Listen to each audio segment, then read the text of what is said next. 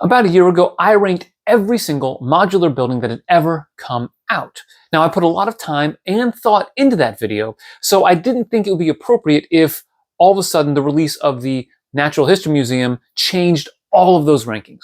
So instead of doing another rankings video, I decided that I would identify which modulars have been the most groundbreaking, game-changing sets in the series. Now, at the end, I also did a little bonus analysis that I thought was rather interesting. So let's get into it.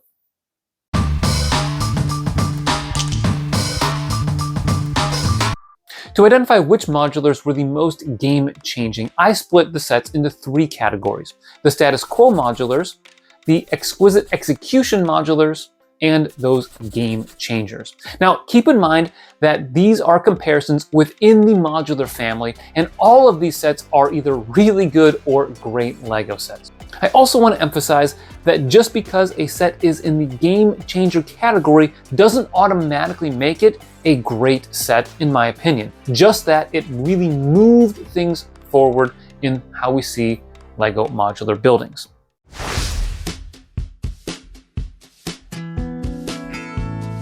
The first category is the status quo modulars, which I define as largely in keeping with the current expectations and formulations of the existing modular buildings. They use different building techniques, they certainly look unique, but they don't rock the boat all that much in how they are made. A good example of this is the Fire Brigade, which I personally like, but doesn't make much change to the production or the way modulars are designed. It is the first modular to be 2 levels and to include a vehicle, but follows its predecessors in terms of relatively sparse interior detail and a focus on the facade. The Town Hall is similar in this regard. It is the tallest modular, but it keeps the emphasis on a singular facade like the previous ones. It has a little clock tower at the top and a working elevator, but those unique elements weren't particularly groundbreaking, nor were they replicated in future modular buildings. The same can be said for the only fan-designed modular, the Market Street, which is the smallest and least expensive modular. For understandable reasons, this meant that details weren't quite on the same level as its contemporary modular counterparts. While it had separable base plates, this was more a product of convenience than by design. It's hard seeing the gate section fit all that well on its own in your modular city. There are a host of corner buildings in this category as well, including the Grand Emporium, Palace Cinema, and Sanctum Sanctorum. Each of these fit into a largely right-angle view of corner modulars, though they each slightly soften the corner's edge. The Grand Emporium varies little between the second and third levels, the Palace Cinema is 2 levels, just like the Fire Brigade, and the Sanctum Sanctorum is a fun set that includes an alleyway, but doesn't do anything structurally that we hadn't seen before. The final 2 sets I've placed in this category are the 2 most recent modulars, the Jazz Club and the Natural History Museum. Each of these sets has some unique components, such as their color. But we've seen bright colors before, we've also seen an olive green exterior. While the museum is the broadest single modular in the lineup, that alone isn't enough to make it a game changer. Likewise, the marquee and vertical sign of the Jazz Club are reminiscent of the Palace Cinema, and its split facade harkens back to many prior modular sets. Again, I want to make it clear that just because I've classified these modulars as status quo doesn't mean I think they're inferior sets. I actually like these sets, and I can see that some of you might be upset by where I've placed them. But again, the status quo is not a bad thing. There are times when we want solid modular buildings that we think look good, that have unique colors and all of that, but just because they have different building techniques or a unique look to them isn't enough to push them into a different category. Now, speaking of colors, you'll notice here that I've got a tan version of the Natural History Museum. Why do I have that? Well, one of our upcoming videos is us changing out the color of this modular and placing it next to other recent modulars to see if they look better this way or with its original olive green. So make sure you subscribe to the channel and like this video so you don't miss any of our upcoming content.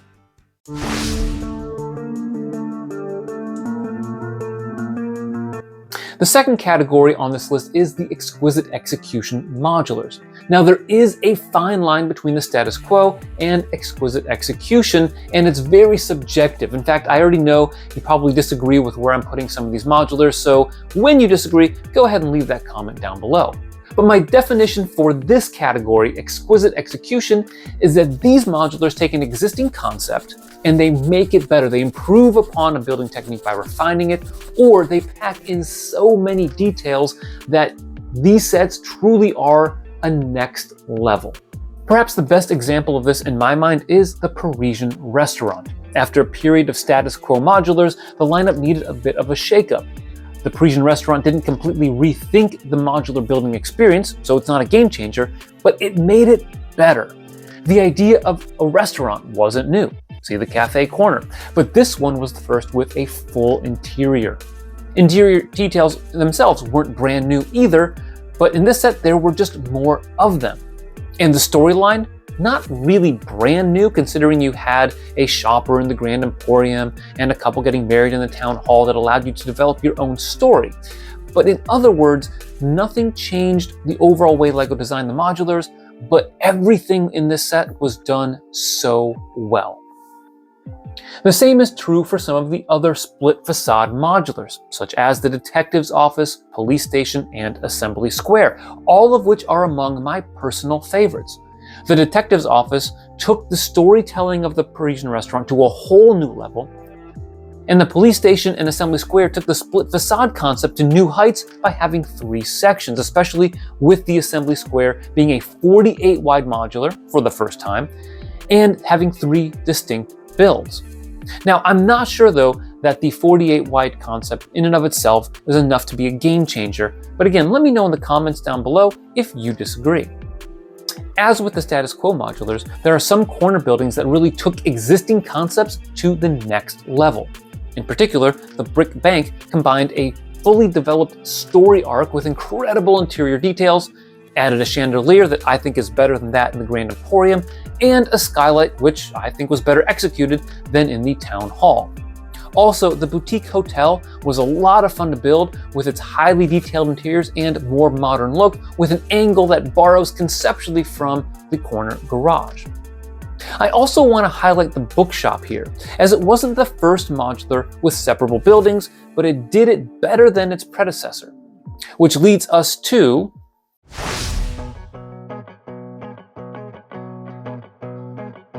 the game changers. These are the sets that were risky, that were experimental, and pushed the envelope, taking modular buildings to the next level by opening up new possibilities with how LEGO was designing and producing the series. As I alluded to at the very end of the Exquisite Execution category, a great example of this is the Pet Shop. When the Pet Shop came out in 2011, we had only seen one building or even one facade in each of the first 4 LEGO design modulars. That changed with this set, which started a now common theme of multiple buildings within a modular set, even if they aren't severable.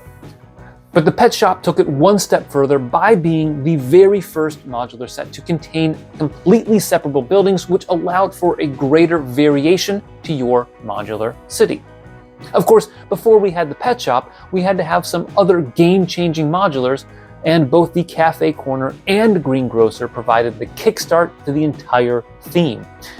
The Cafe Corner was game-changing because it was the first modular. It revolutionized the way LEGO created buildings. Never before had we experienced such a detailed building that was fully enclosed and had multiple levels. We take these sets for granted today, but back in 2007, going modular was a huge risk for LEGO. And that's why I'm also including the Greengrocer on the list of game changers.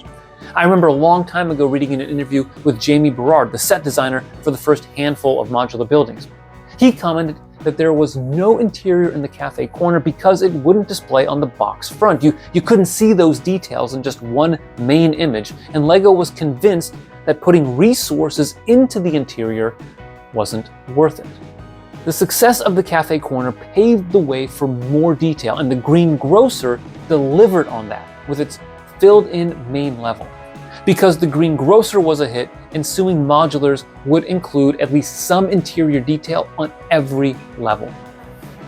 Also, the greengrocer was the first 32 wide modular in terms of its facade. Now that's easy to overlook, but LEGO could have just produced 4 corner buildings in its initial offerings. Instead, they began a corner, straight, corner sequence among the LEGO design modular buildings that continues to this day. There are 2 more game-changing modulars that I want to mention, one of which is the corner garage. Now this isn't among my favorite modulars, but its use of angles is an important deviation from the design of prior corner buildings. The boutique hotel used angles to a similar effect to the corner garage, but because of the corner garage, the boutique hotel was able to experiment with unique color designs and a more tropical setting. The last game-changing modular was very controversial when it came out, and that is the Downtown Diner. With its bold color scheme and more modern architecture, the diner definitely tried something very different from other modular buildings, and it was the first one to deviate from using the traditional smiley faces for the minifigs. Controversial at the time? You bet. A game changer? Yeah, I would say it's that too. So as I divvied up these sets, I created a little bit of a theory that the game-changing modulars might actually be the lowest rated modulars according to Brickset.com.